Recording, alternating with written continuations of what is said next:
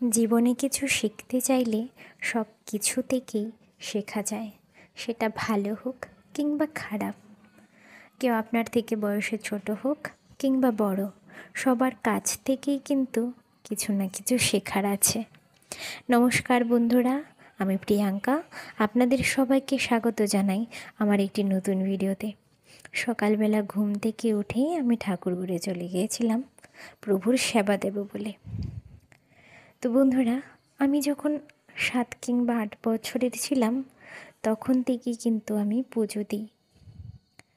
কিছুই বুঝতাম না পুজো কী বা কেন করা হয়, তবুও মনের শান্তির জন্য আমি দিতাম, আমার কাছে ভালো লাগতো। ধীরে ধীরে করে বাবার কৃপায় অন্ততপক্ষে আজকে একটু কিছু জানি। আমি বলবো না যে আমি অনেক কিছু জেনেছি, কিন্তু বাবার কৃপায় হয়তো বা কিছুটা জ্ঞান অর্জন করতে পেরেছি। জানেন বন্ধুরা, জীবনে আমরা সবাই জানি যে সব কিছু থেকেই কিন্তু শেখা যায়। তারপরেও কখনো কখনো আমরা ভুলে যাই সেই জিনিসটা।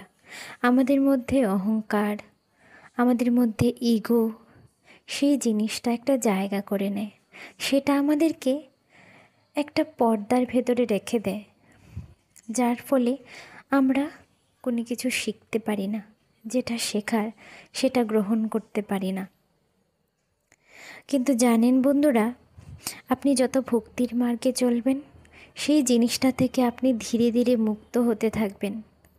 যখন আপনি কোনো কিছু করার আগে একবার ভাববেন যে আমার মহাদেব সেটাকে ভালোবাসবেন, আমি যে মানুষটার ব্যাপারে এরকম ভাবছি সেটা কি মহাদেব মেনে নেবেন, আমি যে জিনিসটা করব সেটা কি মহাদেব মেনে নেবেন, আপনি একবার অন্তত পক্ষে ভাববেন।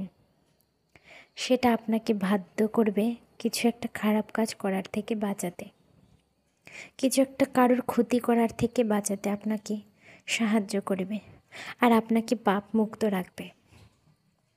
বন্ধুরা, আপনি যদি ভগবানকে বিশ্বাস করে চলেন, ভগবানকে অন্ধের মতো বিশ্বাস করেন, দেখবেন আপনি জীবনে প্রত্যেকটা মুহূর্তে, প্রত্যেকটা ডিসিশনে, প্রত্যেকটা নিশ্চিত অধ্যায়ে আপনি কিন্তু ভগবানকে পাশে পাবেন।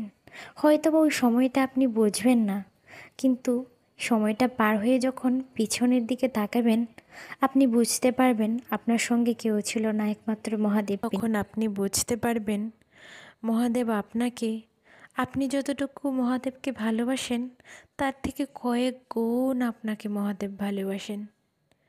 উনি যে দয়াময়, তখন আপনি সেটা বুঝতে পারবেন। বন্ধুরা, কথা বলতে বলতে দেখুন আমি মহাদেবকে ভোগ সমর্পণ করে দিয়েছি। পুজো দেওয়ার পর আমি শিবপুরাণ পাঠ করি। রোজ দিন যদি না পারি তবে সোমবার তো নিশ্চিত করেই করি। আপনারাও চাইলে পড়তে পারেন, প্রত্যেক সোমবারে শিবপুরাণটি পাঠ করতে পারেন। খুবই ভালো লাগে পড়লে, মনে হয় জীবনে কত কিছু যে জানার বাকি আছে তখন বোঝা যায়। আপনারা সবাই সুস্থ থাকবেন, ভালো থাকবেন। টাটা।